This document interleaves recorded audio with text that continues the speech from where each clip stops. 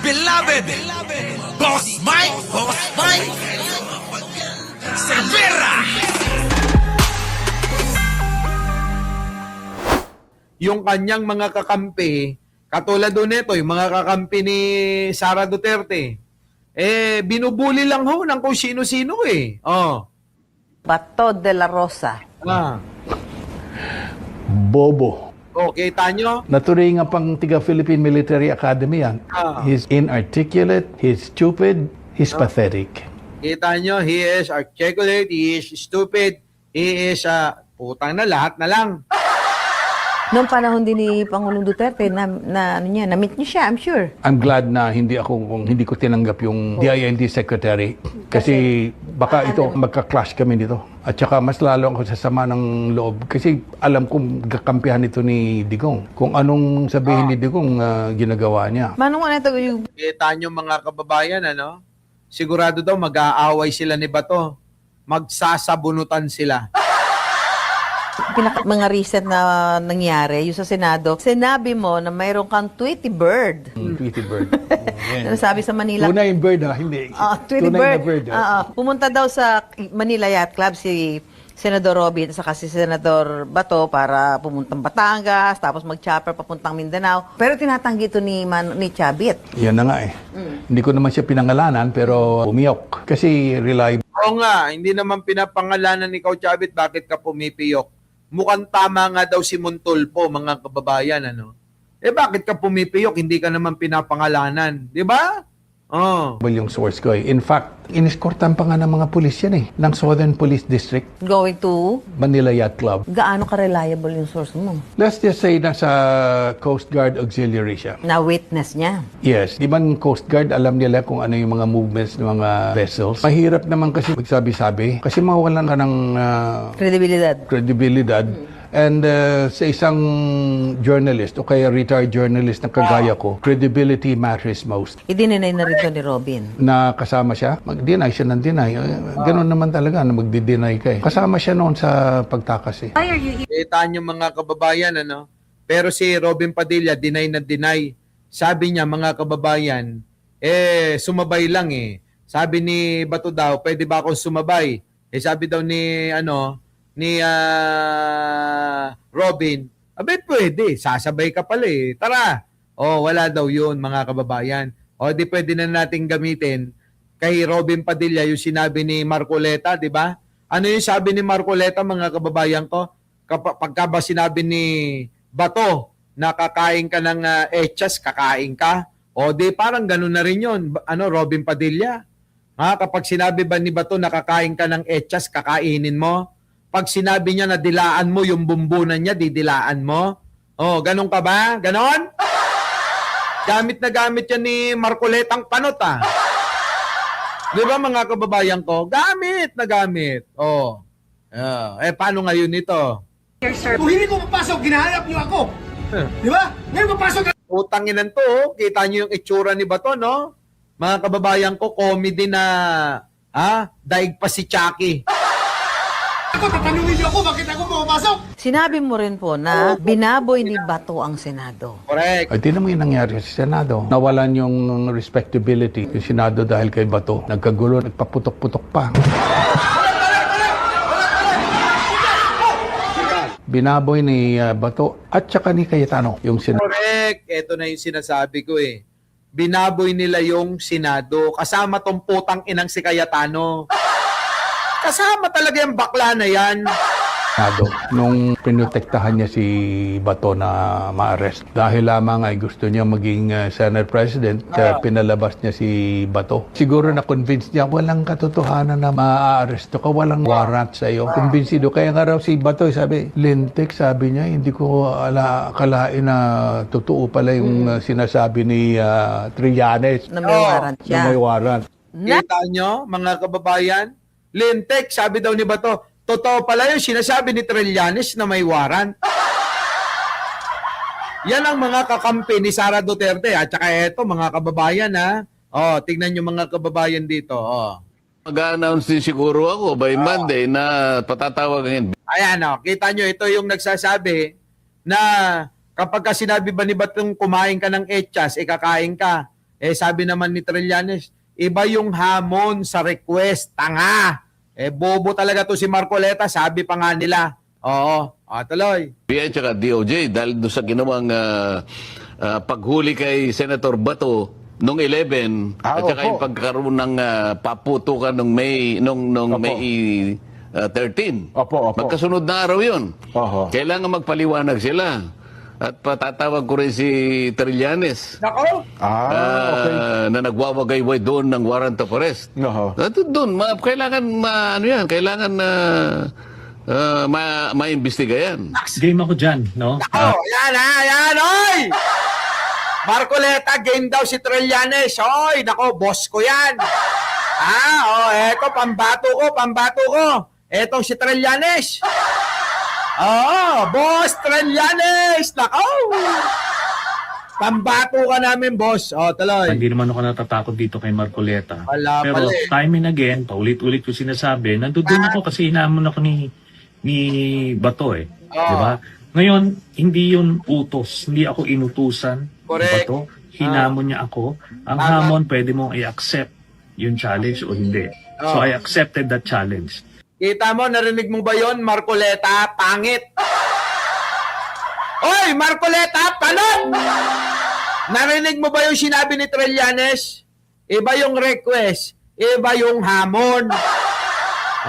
Ngayon, sabi ko nga, itong kung si Marcoleta ay hahamunin niya akong pumunta ng Senado para batukan siya. I will accept that as well. Sa bunutan po, Sir, Trillanes, Sir. Kung sa bunutan ng request, abangan nyo po to sa Thursday, tatanong natin yan. Sir, Senator Trillanes, Sir, kung ang request po ni Marcoleta ay sabunutan siya, sasabunutan nyo po ba? Baka malagas yung kapirasyong buhok. Baka yung attachment, yung mga clip ba? Clip. Nako, ay Morena, ikaw kamusta, Infinity? Mary Jo, mga shoutout sa inyo. Okay, sir, update na lang po sa ICC, sir. May info ba tayo na may darating pang mga ibang arrest warrants, sir? Yes, may darating pa, pero ilang months down the road pa yan lalabas. May info tayo, sir. Lalabas daw yan, meron pa. Saan po si Senator Bato de la Rosa as of the moment? Marami mga leads, pero kailangan i-validate ito kasi we have to be very sure. But in time, magkakamali yan. Pag dumungaw yan, arestado yan. Arestado! Arestado ka na ba to? Ito pa isa, tignan nyo. Marcoleta, makinig ka rito. Marcoleta! Marcoleta, pakinggan mo tong barag sa'yo. Binarag-barag ka dito. Pasok! Milagro. Nagmilagro yung sekta. Nagawa siyang senador. O ngayon, nagyayabang doon sa Senado na siya na raw ang pinakamagaling na abogado sa balat ng Pilipinas. Grabe ka naman, Marcoleta. Nagyayabang ka raw diyan sa Senado na ikaw na yung pinakamagaling na abogado sa balat ng Pilipinas. Pilingero ka! Hindi ka lang panot, kundi pilingero ka pa! Putang ina, mga kababayan, nagyayabang si Marcoleta, siya na daw ang pinakamagaling na abogado. Hindi ka nga umubra kay Ping Lacson. Napaka-basic na rules, hindi mo alam, Marcoleta. Yan ba yung magaling? Putang ina! Yan ba yung magaling? Napaka-basic na rules. Sa Senado, hindi mo alam. Anong ginawa sa'yo? Ni Marcoleta, ay ni Ping Lacson, hiniya ka ng hiniya. Alam mo ba yun na nakakahiya ka? Diba? Mas nakakahiya pa yung ginawa ni Ping Lacson sa'yo kaysa naka-fly away mo na piloka.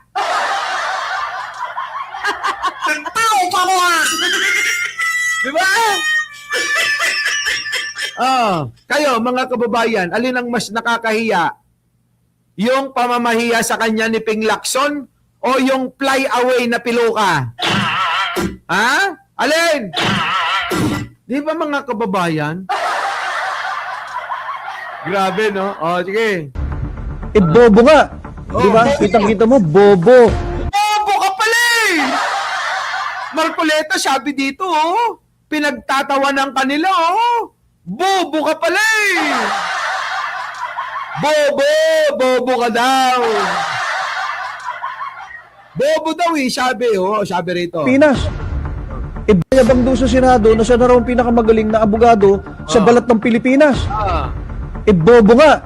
Di ba? Kitang-kita mo, bobo na abogado. Kung hindi ka ba naman bobot kalahati, Oh, may kalahati pa. Bobot kalahati ka raw. Marcoleta, sabi rito.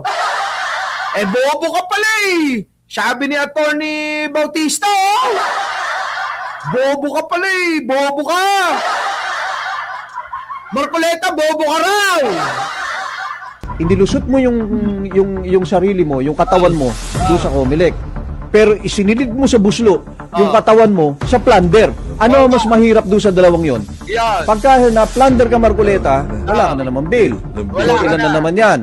Pwedeng magtatago ka ba, kamukha ni Bato? Oh, magtatago ka raw ba? Bobo ka raw. Grabe naman to si attorney. Ang daming sinabing bobo. Senator Marcoleta, oh, bobo ka raw, sabi niya. Oh. Tapos yung kaibigan nating host, tawa lang ng tawa. Oh. Oh, yan ho yung ano eh, kasabayan namin sa Radyo Pilipinas nung nandun kami. Oh. Eh ano kaya? No, balik kaya tayo sa Radyo Pilipinas, ano?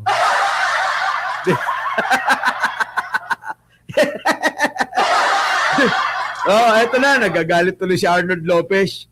Oh, bobo raw si Marcoleta. Sabi ni, yan oh, si Attorney Bautista, ni Attorney JB Bautista.